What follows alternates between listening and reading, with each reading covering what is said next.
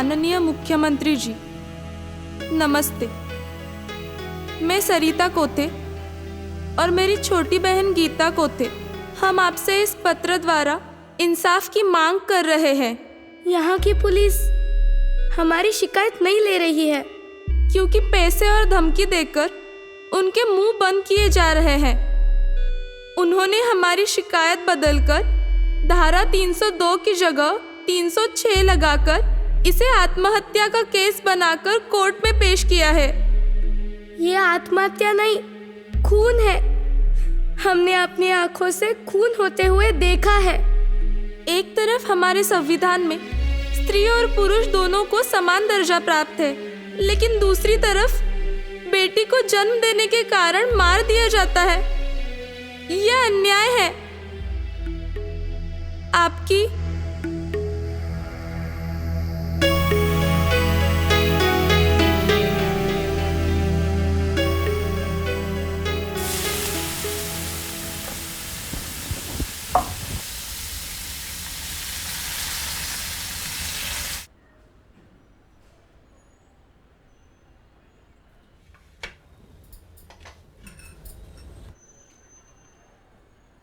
अरे ये क्या, जा रहे हो?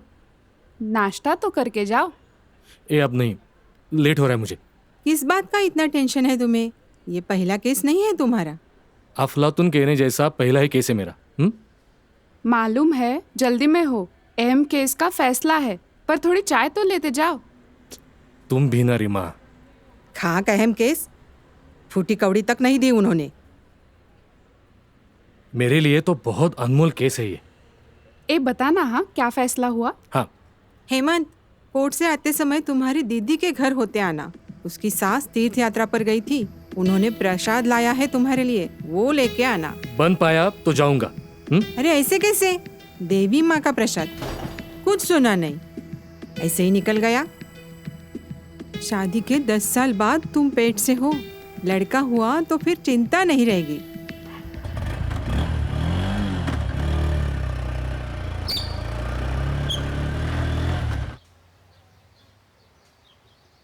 मैं ये कह रही थी, तू चिंता मत कर, सारी फाइल्स दी है ना ठीक से? सॉरी, थोड़ा लेट हो गया। हम भी अब भी आए हैं। अच्छा, हमारे मुताबिक होगा ना फैसला? होगा, मुझे यकीन है। 6 साल से ये लड़कियां लड़ रही है, अगर कहीं ईश्वर है तो जरूर इंसाफ मिलेगा। क्यों, भगवान को नमस्कार करके आए हो ना? अरे चलो अंदर चलते।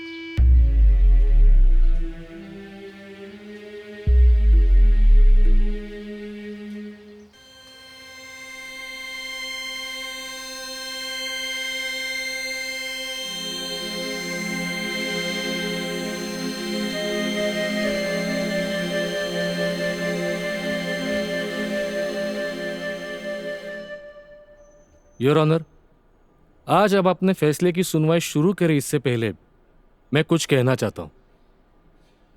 Thank you. योर ऑनर, पिछले कई महीनों से इस कोर्ट में इस केस की सुनवाई चल रही है और आज उसका फैसला है। पर यह केस सही ढंग से पेश हो इसलिए ये लड़कियां पिछले 6 साल से लड़ रही है।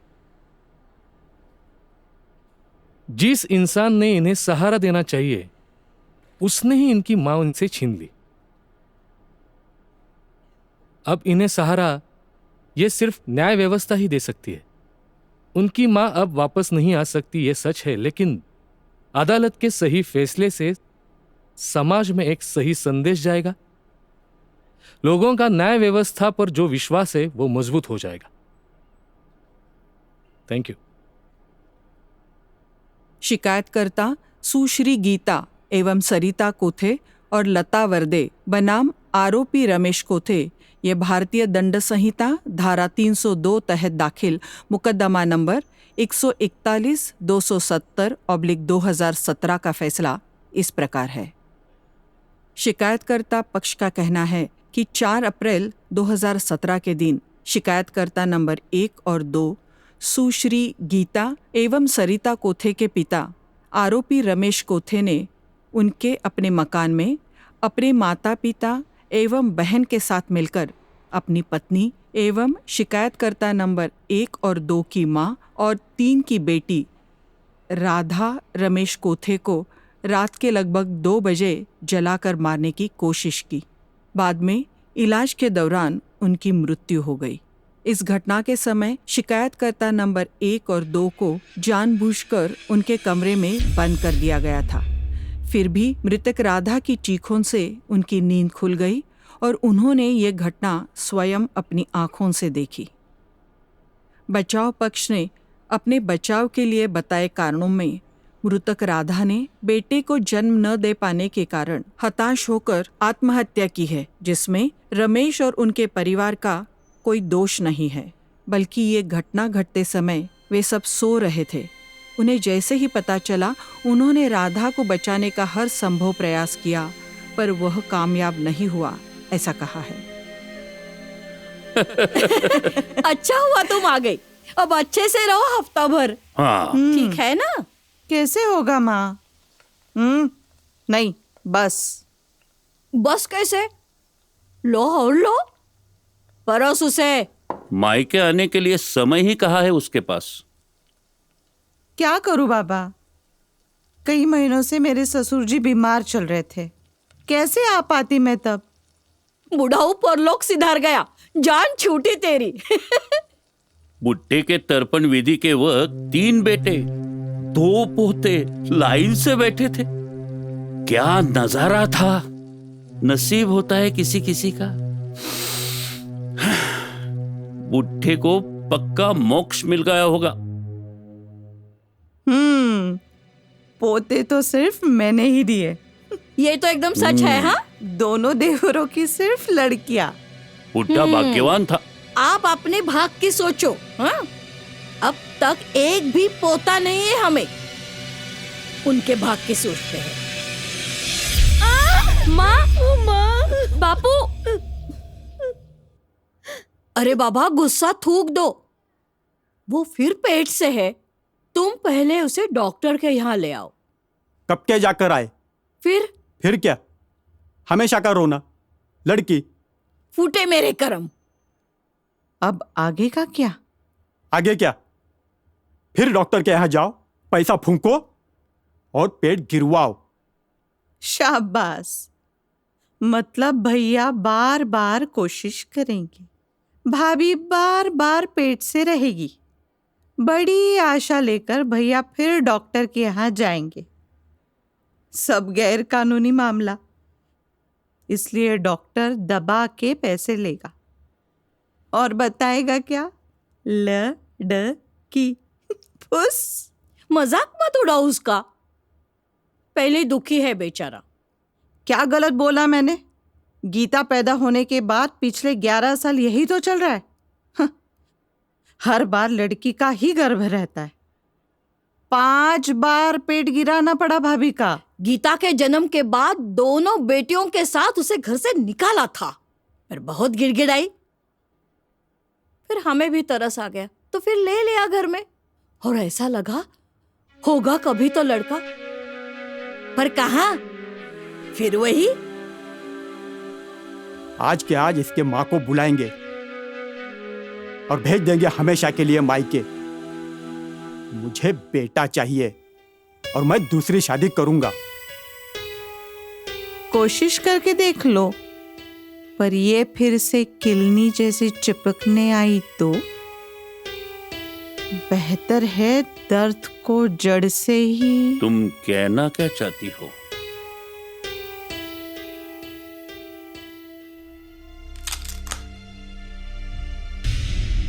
न्यायालय किसी धर्म या धार्मिक भावनाओं के खिलाफ नहीं है, परंतु बेटा होना सौभाग्य का लक्षण। बेटे ने तर्पण दिया तो पुरखों को मोक्ष मिलता है और बेटी होना दुर्भाग्य है, ऐसे विचार एक धार्मिक विकृति है। आज 21वीं सदी में राधा जैसी स्त्री का मृत्यु समाज के मन की गहराइयों में बसे ऐसे अंधविश्वास के कारण होना, ये समाज के लिए बहुत लांछनास्पद बात है। इस घटना में रमेश बेटा ही चाहिए, इसीलिए गैरकानूनी भ्रूणलिंग निर्धारण करवा लेता था, पैसों के लिए ऐसा गैर कानूनी भ्रूणलिंग निर्धारण करने वाले डॉक्टर समाज में होना यह समाज का दुर्भाग्य है और उन पर नियंत्रण ना रहना यह कानून और पुलिस व्यवस्था की नाकामी का सूचक है। मृतक राधा के मायके वालों को उसे ससुराल में प्रताड़ित किया जाता है, इसकी पूरी जानकारी थी। बेटी के एक बार ब्याह कर ससुराल जाने के बाद धर्म मान्यताओं के अनुसार अपनी जिम्मेदारी पूरी हुई, उसका वहाँ जो भी हो ऐसा मानना यह बेटियों पर बड़ा अन्याय है। ऐसी बेटियों को मायके वालों ने अकेला न छोड़कर उनकी मदद करना जरूरी है।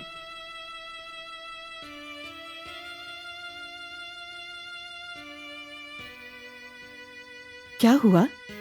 ऐसे अचानक क्यों बुलाया है हमें?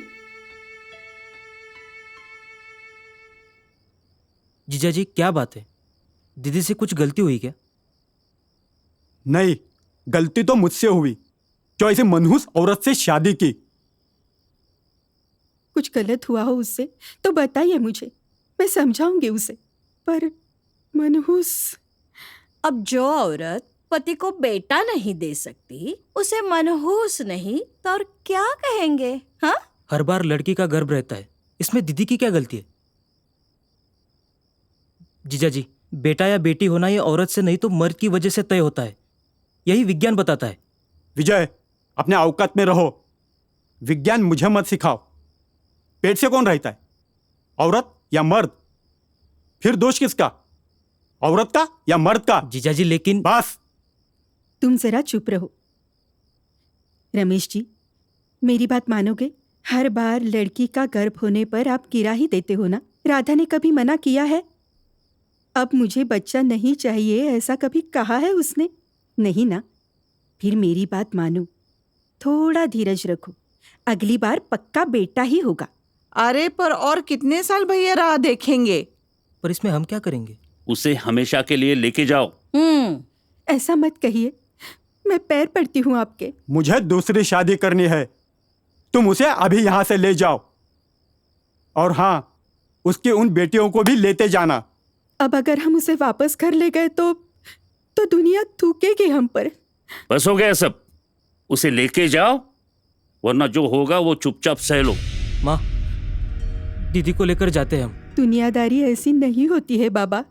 अब वो उनके घर की बहू है, वो जैसा रखेंगे वैसा ही रहना पड़ेगा उसे। हम नहीं ले जा सकते उसे। अरे पर उसे कुछ हुआ तो? उठे करम उसके। दया करो मेरी बेटी पर। बच्चे का लिंग केवल पुरुष यानी पिता की वजह से निश्चित होता है, स्त्री उसके लिए बिल्कुल जिम्मेदार नहीं है। यह बात मेडिकल अनुसंधान की वजह से सामने आई है। इस कारण बेटी होने पर मां को जिम्मेदार ठहराना पूर्णतः गलत है। असल में लड़की कहाँ लड़कों से कम है? कहीं भी नहीं। आज ऐसा कोई भी क्षेत्र नहीं जहाँ लड़कियों ने झंडा नहीं गाड़ा हो, पर दुर्भाग्यवश समाज का एक तबका आज भी बेटी का जन्म गुनाह मानता है। यह दुखद है। अभियुक्त रमेश कोथे ने ये सोचा नहीं कि पत्नी केवल बच्चा पैदा करने का साधन नहीं।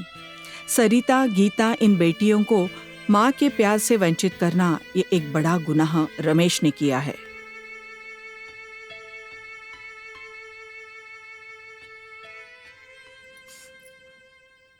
अभी भी जलन हो रही है क्या माँ? जरा सी जलन? कितनी भी तकलीफ हो तुम ऐसे ही बोलोगी ना, इसीलिए बापू मनमानी करते हैं। बापू ऐसे क्यों पेश आते हैं तुमसे? उन्हें जो चाहिए ना वो मैं दे नहीं सकती, इसलिए। अरे पर बेटी को जन्म देना ये कोई दोष थोड़ी है। फिर भी बापू तुम्हें ही कोसते हैं, भला बुरा बोलते हैं, मारते हैं, भूखा रखते हैं। क्यों? क्योंकि तुम उनका कभी विरोध नहीं करती। क्यों इतना सहती हो तुम ये सब? अरे पति के आगे मर्यादा से रहना होगा ना। और मैं तो ऐसी कम पढ़ी लिखी, तुम्हारी शादी होगी ना, तुम्हें भी समझौता करना ही पड़ेगा। ऐसा हैवान पति होगा ना तो मैं 1 मिनट भी नहीं रहूंगी उसके साथ। सरिता, ऐसे नहीं बोलते। माँ, हम तीनों ही कहीं और रहने चलते हैं ना, यहाँ नहीं रहेंगे। मुझे इस घर में रहने में बहुत डर लगता है। पर उन्हें छोड़कर रहेंगे कैसे हम? हम औरतें निर्भर रहती है पुरुषों पर। पर हम कहाँ बापू पर निर्भर हैं? तुम ही तो घर के लिए कपड़े सिलकर पैसे कमाती हो। वो क्या करते हैं हमारे लिए? अरे, पर पति को छोड़कर पत्नी अलग से रहे तो दुनिया अच्छा नहीं समझती है उसे। दुनिया आती है कि तुम्हारे दुख दूर करने के लिए? औरत जात के लिए इतना गुस्सा ठीक नहीं। तुम बड़ी होगी ना, तब समझोगी। और कल ही तो हो रही हो ना तुम 1 साल से बड़ी। तुम्हारी सालगिरह है ना कल। क्या बनाऊं मैं? केक बनाऊं? नहीं चाहिए मुझे कुछ। मैंने एक नया ड्रेस सिया है तुम्हारे लिए। गीतू, दीदी की सालगिरह पर तुम्हारे लिए भी एक नया ड्रेस सिया है मैंने। माँ, मैं अच्छी लगती हूँ ना तुम्हें? ऐसा क्यों पूछ रही हो बेटा? बापू को हम पसंद नहीं है ना।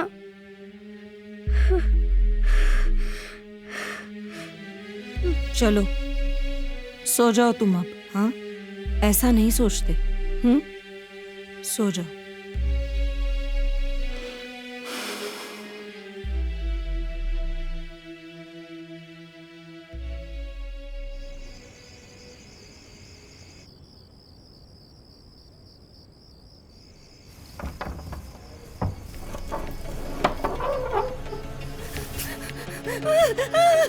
सरिता, सरिता बचाओ मुझे। सरिता, सरिता बचाओ मुझे, बचाओ, बचाओ। गीतू, सरिता बचाओ मुझे, बचाओ। कैसा शोर है? कौन चिल्ला रहा है दीदी? बचाओ मुझे, बचाओ। दीदी, दीदी, दीदी, माँ, दादाजी रुक जाओ। दादाजी, दादी, दरवाजा खोलो। बापू रुक जाओ। दादी, दादी, दादाजी, रुक जाओ, रुक जाओ। बापू रुक जाओ। दादाजी, दादी रुक जाओ। दरवाजा खोलो।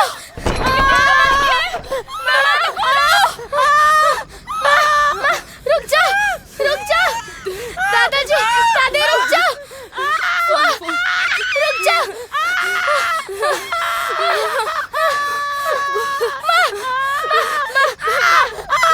बापू, बापू रुक जाओ। मामा,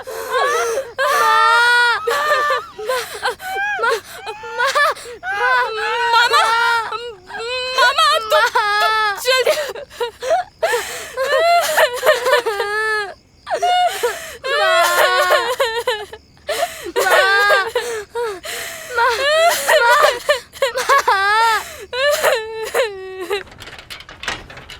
दीदी, सरिता, दीदी, दीदी।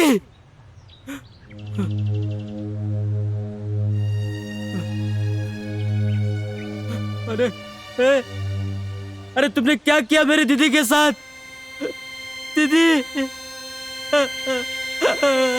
दीदी।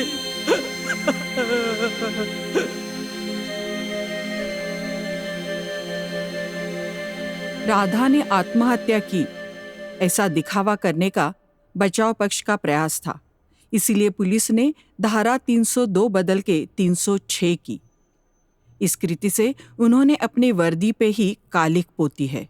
पोस्टमार्टम रिपोर्ट, पड़ोसी, रिश्तेदार और फैमिली डॉक्टर, इन सब के बयान और शिकायतकर्ता नंबर 1 और 2 ने प्रत्यक्षदर्शी गवाह के नाते इस घटना का किया हुआ स्वतंत्र वर्णन, इन सब के आधार पर ये आत्महत्या न होके एक सुनियोजित क्रूर हत्या है, ये साबित होता है। इस कारण ये अदालत अभियुक्त रमेश को इस अपराध में दोषी मानती है और कानून के प्रावधान के तहत उसे आजीवन कठोर कारावास एवं 20,000 रुपए जुर्माना ये सजा सुनाती है। सभी गवाहों और सबूतों के अनुसार इस अपराध में रमेश कोथे का सारा परिवार यानी माँ, पिता और बहन शामिल होने के संकेत मिलते हैं। इसकी जांच करके पुलिस अपना प्रतिवेदन 3 महीनों के भीतर इस अदालत के सामने पेश करे और उन तीनों के खिलाफ एक अलग मुकदमा दाखिल किया जाए।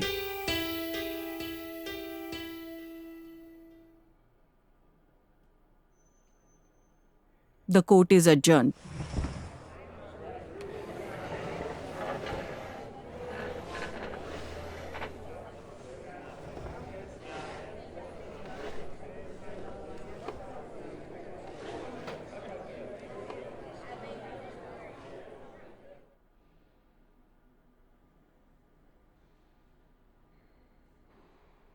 कहा था ना मैंने, हम केस जीतेंगे।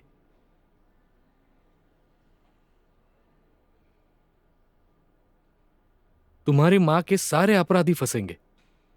तुम्हारे उधर की दादा, दादी, बुआ, सब। अपराधियों की सूची में एक नाम और होना चाहिए था।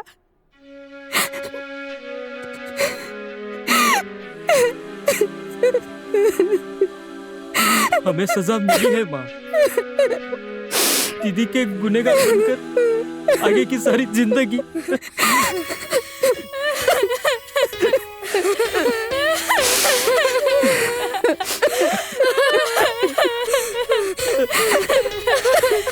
ख्याल रखो।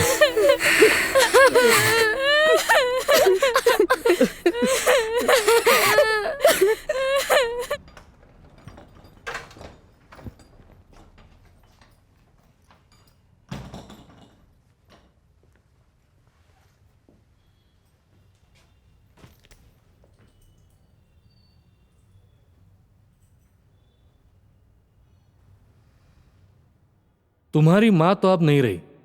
इस मुकदमे के बाद बाप का रिश्ता भी खत्म होगा। चलेगा तुम्हें? वो रिश्ता था ही कब? कल अगर तुम्हें पछतावा हुआ और तुम उन्हें माफ करना चाहो तो? मैं उन्हें एक ही शर्त पे माफ कर सकती हूँ। अगर वो मेरी माँ को वापस ला सके तो।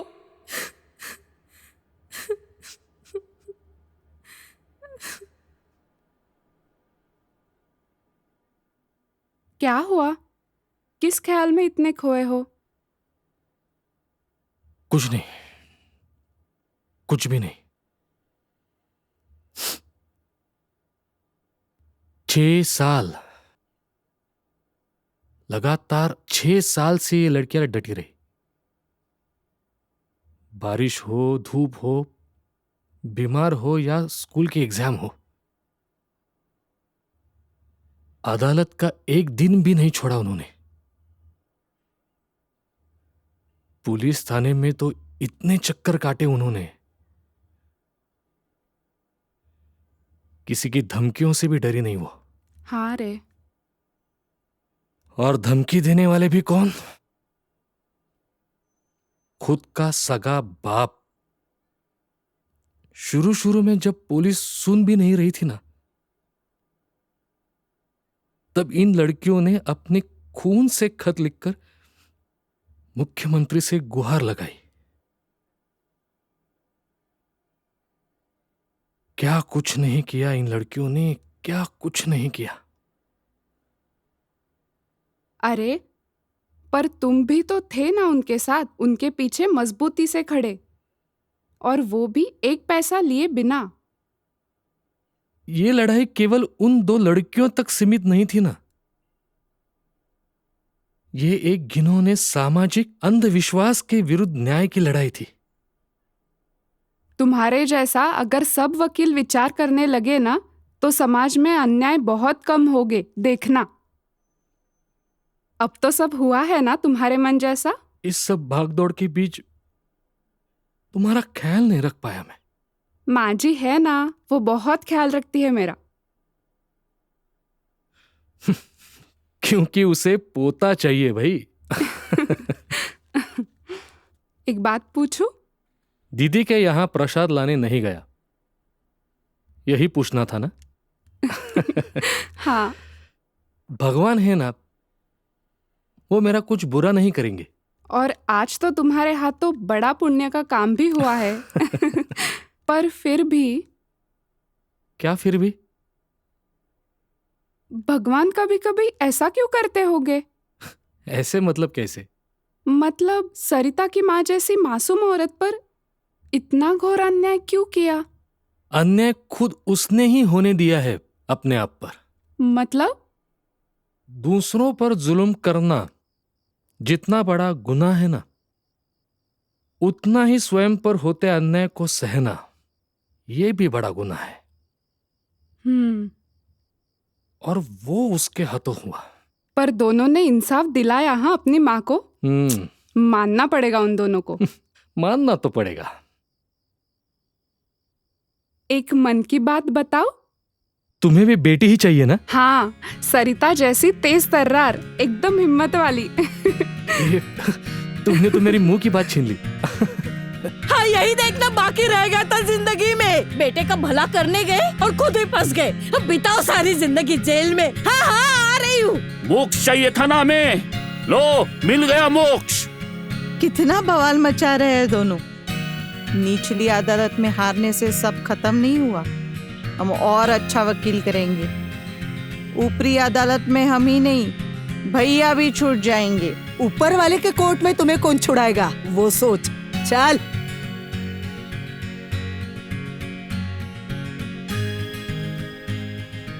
नमो वः पितर इषे, नमो वः पितर ऊर्जे, नमो वः पितर शष्माय, नमो वः पितरो घोराय, नमो वः पितरो जीवाय, नमो वः पितरो रसाय, स्वधा वः पितरः, नमो वः पितरो नमः।